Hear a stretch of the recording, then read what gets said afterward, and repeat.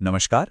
आज बात करते हैं यमुना नदी के प्रदूषण से जुड़े उस विवाद की जिसने एक त्योहार के मौके पर आस्था और राजनीति इन दोनों के बीच एक बहुत बड़ी बहस खड़ी कर दी। देखिए, इस पूरे मामले की शुरुआत होती है एक बहुत ही तीखे सवाल से। और सवाल यह है कि अगर यमुना एक महीने में साफ हो गई तो भाई 10 साल में गंगा कितनी साफ हुई होगी। यही सवाल है जो हमें दिल्ली में यमुना की सफाई के दावों की सच्चाई तक ले जाएगा। तो ये सारा विवाद आखिर शुरू कहाँ से हुआ? ये शुरू हुआ छठ पूजा से ठीक पहले। अब छठ, जैसा कि हम जानते हैं, सूर्य देव को समर्पित एक बहुत बड़ा त्योहार है जहां श्रद्धालु नदियों में खड़े होकर पूजा करते हैं। और बिल्कुल इसी मौके पर एक सरकारी दावा सामने आता है। सरकार का तो ये कहना था, लेकिन जब लोग नदी किनारे पहुंचे तो उन्होंने जो देखा वो कुछ और ही कहानी कह रहा था। पानी में मतलब साफ साफ गंदगी, झाग और कचरा तैरता हुआ दिख रहा था। और ये चीज सरकारी दावे पर सीधा सीधा सवालिया निशान लगा रही थी। तो बस यहीं से इस पूरे विवाद की असल शुरुआत हो गई। सोचिए, एक तरफ था सरकार का दावा और दूसरी तरफ नदी की वो हकीकत जो हर किसी को अपनी आंखों से दिख रही थी। अच्छा, जब लोग पूजा के लिए नदी के घाटों पर पहुंचे तो उनका शक और भी गहरा हो गया। पता है क्यों? क्योंकि उन्हें वहां कुछ ऐसी चीजें दिखीं, या यूं कहें कि कुछ चीजें बिल्कुल नहीं दिखीं, जिनसे सरकार की नीयत पर ही सवाल उठने लगे।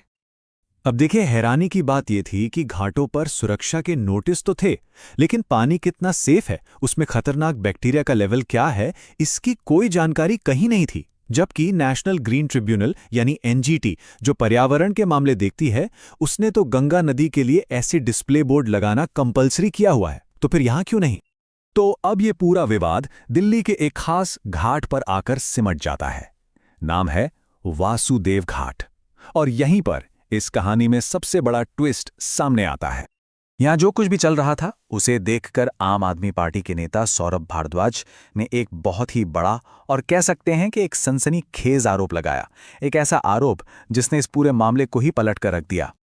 तो सौरभ भारद्वाज का सीधा सीधा आरोप यह था कि वासुदेव घाट पर जो साफ पानी दिख रहा है ना, वो यमुना का है ही नहीं। उनका दावा था कि ये तो एक बनावटी तालाब है। मतलब मिट्टी का एक बांध बना के यमुना का गंदा पानी रोका गया और फिर एक पाइपलाइन के जरिए चुपके से गंगा का साफ पानी उसमें भर दिया गया। और ये सब क्यों? सिर्फ ये दिखाने के लिए कि देखो, यमुना साफ हो गई है। सौरभ भारद्वाज ने सिर्फ कहा ही नहीं, उन्होंने अपने इन आरोपों का एक वीडियो बनाकर सोशल मीडिया पर भी डाल दिया। उनका साफ कहना था कि ये यमुना की सफाई का कोई काम नहीं है, बल्कि ये तो छठ पूजा के नाम पर लोगों की आंखों में धूल झोंकने के लिए किया गया एक सोचा समझा फ्रॉड है, एक धोखा है। अब जाहिर सी बात है, इतने गंभीर आरोपों के बाद पॉलिटिकल बयानबाजी तो होनी थी, और बिल्कुल वही हुआ। आरोपों के जवाब में और आरोप लगाए जाने लगे। इसके बाद दिल्ली बीजेपी के अध्यक्ष वीरेंद्र सचदेवा ने एक प्रेस कॉन्फ्रेंस की इन आरोपों का जवाब देने के लिए। लेकिन बात यह है कि उन्होंने उन सीधे सीधे सवालों का जवाब दिया ही नहीं जो उठाए गए थे। अब जरा इस स्लाइड को ध्यान से देखते हैं। एक तरफ है सौरभ भारद्वाज के एकदम सीधे टेक्निकल सवाल। क्या यह तालाब आर्टिफिशियल है? क्या इसमें गंगा का फिल्टर पानी भरा जा रहा है? लेकिन दूसरी तरफ बीजेपी का जवाब देखिए। इन सवालों का सीधा जवाब देने के बजाय उन्होंने बात को ही घुमा दिया और इल्जाम आम आदमी पार्टी पर ही लगा दिया कि यमुना को तो उन्होंने गंदा किया है। इसे ही कहते हैं मुद्दे से ध्यान भटकाना। और देखिए, ये सिर्फ दिल्ली या यमुना का ही मामला नहीं है। सीधा जवाब देने के बजाय राजनीति करने का जो ये पैटर्न है ना, ये हमें एक और बहुत बड़ी कहानी में भी देखने को मिलता है। और वो कहानी है गंगा नदी की सफाई की। एक ऐसी सफाई जिसे लेकर पिछले 10 सालों से एक बहुत बड़ी नेशनल मुहिम चल रही है।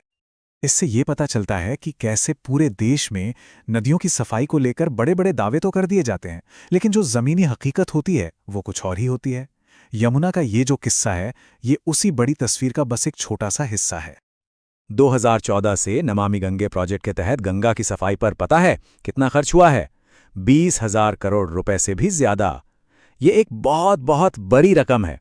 तो सवाल उठता है कि भाई, इतना पैसा खर्च करने के बाद आखिर नतीजा क्या निकला? तो नतीजा देखें। सेंट्रल पोल्यूशन कंट्रोल बोर्ड की एक रिपोर्ट बताती है कि कुंभ मेले के टाइम पर जब करोड़ों श्रद्धालु गंगा में आस्था की डुबकी लगाते हैं, उस वक्त गंगा के पानी में गंदगी और सीवेज का लेवल सेफ लिमिट से 1400 गुना ज्यादा था। 1400 गुना। मतलब पानी नहाने लायक तो छोड़िए, छूने के लिए भी खतरनाक था। और यहां भी हमें वही कंफ्यूजन, वही विरोधाभास देखने को मिलता है। एक तरफ बिहार सरकार खुद एनजीटी के सामने मान रही है कि गंगा का पानी अनसेफ है, एनजीटी अधिकारियों को डांट लगा रही है, और कमाल की बात तो यह है कि पॉल्यूशन कंट्रोल बोर्ड पहले एक रिपोर्ट देता है, फिर उसी रिपोर्ट को बदलकर दूसरी रिपोर्ट दे देता है। इन सब चीजों से दावों और हकीकत के बीच का जो फर्क है ना, वो एकदम साफ हो जाता है। तो आखिर में बात सिर्फ आंकड़ों या राजनीति की नहीं रह जाती। ये सवाल है छठ पूजा जैसी हमारी उन गहरी सांस्कृतिक और धार्मिक परंपराओं के भविष्य का। वो परंपराएं जो पूरी तरह से इन नदियों के साफ और जिंदा रहने पर ही तो टिकी हैं। और अंत में हमें इसी एक जरूरी सवाल के साथ छोड़ दिया जाता है। सवाल यह है कि एक ऐसा त्योहार जिसमें पवित्रता ही सबसे ऊपर है, उस त्योहार में नदी को लेकर किए जा रहे दावों में वो पवित्रता और वो ईमानदारी क्यों नहीं है? ये सवाल सिर्फ हमारी आस्था का नहीं है, ये सवाल है हमारे पर्यावरण का और हमारी सरकारों की जवाबदेही का भी।